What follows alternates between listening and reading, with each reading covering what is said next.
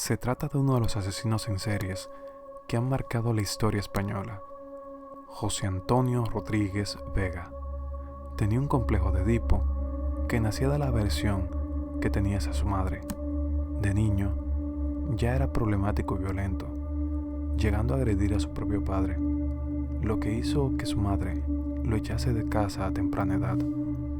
Estos hechos marcaron al que sería conocido como el Mataviejas, a quien entre 1987 y 1988 se le atribuyeron asesinatos y violaciones a varias mujeres ancianas, aprovechándose de su soledad. Esta es su historia. Nació el 3 de diciembre de 1957 en Santander. Según las informaciones que se tienen de él, en su juventud ya apuntaba a ser un chico agresivo y respetuoso. Su madre llegó a echarlo de casa por agredir a su propio padre, el cual se encontraba postrado en una cama por enfermedad. Fueron estos acontecimientos los que desencadenaron en Rodríguez una aversión hacia las mujeres, a la par que un fuerte deseo sexual por su madre, a quien veía con una mezcla de admiración y miedo. La frustración que sufría, producto de sus impulsos incestuosos, lo convertirían en un misógino con un modus operandi propio que incluía el abuso sexual. Sus primeros crímenes no llegaron en un primer momento a ser delitos de sangre, pero todo fue cuestión de tiempo. Su encanto le valió para que casi todas sus víctimas de violación en su juventud lo perdonaran. Sus primeros delitos sexuales los cometió a temprana edad. Cuando fue arrestado hacia 1978, tan solo tenía 21 años de edad. Las autoridades no pudieron determinar cuántas agresiones sexuales cometió, pero se sospecha que fueron muchos más los ataques que las denuncias posteriores. En esa época fue conocido con el seudónimo del violador de la moto, ya que después de atacar a sus víctimas huía en una. Antes de cumplir condena, estuvo casado con una mujer llamada Socorro, con quien incluso llegó a tener un niño. Sin embargo, después de conocer la naturaleza agresiva y descontrolada de su marido, decidió abandonar y llevarse a su único hijo con ella. El ex convicto no tardaría mucho en encontrar nupcias nuevamente con otra mujer. Su nueva mujer tenía algunos problemas, era epiléptica, pero eso no detuvo a la pareja. Lo que la recién casada no sabía era que su marido por las noches se convertía en un violador destinado a graduarse como asesino. Se trataba de un asesino extremadamente meticuloso. No era un asesino impulsivo. Elegía cuidadosamente a sus víctimas y luego llevaba a cabo labores de vigilancia. Todas sus víctimas fueron mujeres de edades avanzadas que vivían solas, probablemente un sustituto psicológico para los deseos sexuales que aún sentía por su madre. Estaba convencido de que lo que le ocurría era normal. No pensó en buscar ayuda, puesto que decidió aceptar sus parafilias e intentar satisfacerla de la manera más rápido que pudiese.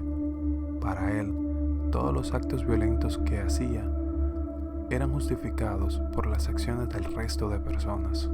Todo el mundo apegado a su padre y a su madre, y a su mujer y a sus hijos. Eso es por naturaleza, declaró en una entrevista, de la misma manera que también llegó a asegurar: todos los hombres sienten deseos de violar a su madre. Conocía la rutina de sus víctimas al detalle, por lo que sabía cuáles eran las horas más idóneas para iniciar sus ataques, con el riesgo mínimo de ser descubierto. Sabía quiénes la visitaban y a qué hora. Todo estaba calculado. Para poder pasar a los domicilios, no hacía uso de excusas muy elaboradas, todo lo contrario. Algunas podían llegar a ser incluso caricaturescas, ya que era albañil y sabía exactamente qué decir para alarmar a sus víctimas y que ésta le permitiera entrar a arreglar alguna avería, aunque otras veces se hacía pasar por electricista o técnico de televisión.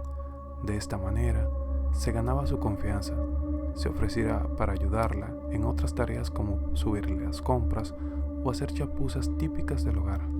El detalle más desalmado, y probablemente una de las razones que le costaría la vida en la cárcel, es que se aprovechaba de la soledad de esas mujeres, quienes se mostraban en todos los casos encantadas de poder gozar de un poco de esa compañía que tanto habían añorado. Pocos sabían de la crueldad que puede reservar el destino a algunas personas, puesto que todas fueron abusadas sexualmente. Una vez saciado su apetito sexual y acallada su obsesión patológica con las mujeres mayores, la asfixiaba tapando la nariz y la boca, lo que provocaba la acumulación de líquidos en los pulmones, conocida como edema pulmonar. Esto se convertía luego en un ataque cardíaco. Esta manera de ejecutar a sus víctimas hacía creer a los médicos que se trataba de una muerte natural. Durante el periodo de 1987 y 88, las muertes iban siendo categorizadas de manera automática como naturales. Sin embargo, algunos miembros de la policía sospechaban que algo estaba ocurriendo, ya que resultaba inquietante el elevado número de muertes en unos cuantos meses. A pesar de las sospechas, la cautela de Rodríguez había logrado mantener a los agentes en vilo, a la espera de ese pequeño detalle que pudiese arrancar una investigación exitosa. Ese detalle, ese error del villano eventualmente llegaría, ya que se dieron cuenta de un patrón que hasta entonces había pasado desapercibido. En todos los hogares donde habían fallecido las mujeres por paro cardíaco, habían hecho reformas de albañilerías. Irónicamente, una vez descubierto el detalle de las reformas, los siguientes crímenes del violador de la moto fueron cada vez más caóticos y descuidados. Una de las víctimas incluso llegó a ser asfixiada por su propia dentadura postiza, pero el detalle que lo condenó casi de inmediato fue el hecho de que había dejado una de sus tarjetas de presentación en la escena del crimen. Dicha tarjeta incluía su nombre completo y dirección. Inmediatamente fue señalado como el primer sospechoso.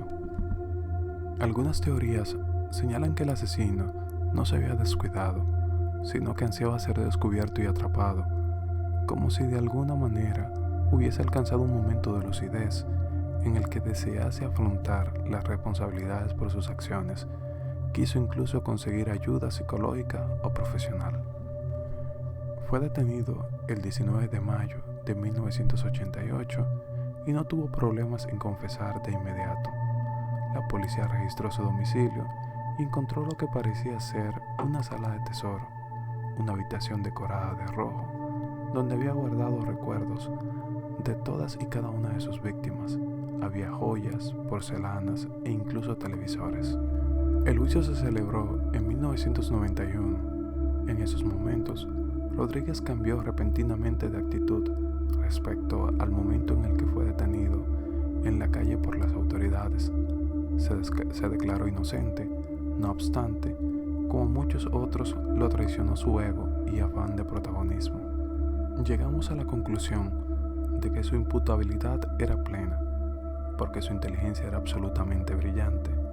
Era un psicópata con esas características de ese grupo de psicópatas, esa frialdad clásica, sin remordimiento, no se conmueven. Es un personaje verdaderamente hecho para el crimen, declararon los psicólogos que lo examinaron, convencidos de su culpabilidad. El 5 de diciembre de 1991 fue condenado por la Audiencia Provincial de Santander a 440 años de cárcel. Fue de prisión en prisión, concediendo entrevistas, hasta que fue trasladado a una prisión con códigos que se hacían respetar. Se enfrascaba en acalorados debates donde presumía sus crímenes con otros asesinos. Nadie podía creer lo que estaba viendo. Finalmente, su comportamiento hizo que fuese asesinado el 24 de octubre de 2002 por otros reclusos. En medio de una disputa, fue acuchillado por la espalda con un estilete. Sufrió 113 puñaladas. Le sacaron los ojos y parte de la masa encefálica. Los responsables fueron Enrique del Valle González, alias El Zanahorio, y Daniel Rodríguez Obello fueron llevados a celdas de aislamientos, mientras el cuerpo del Mataviejitas se desangraba inertemente en el suelo del patio de la prisión. Esta fue su historia.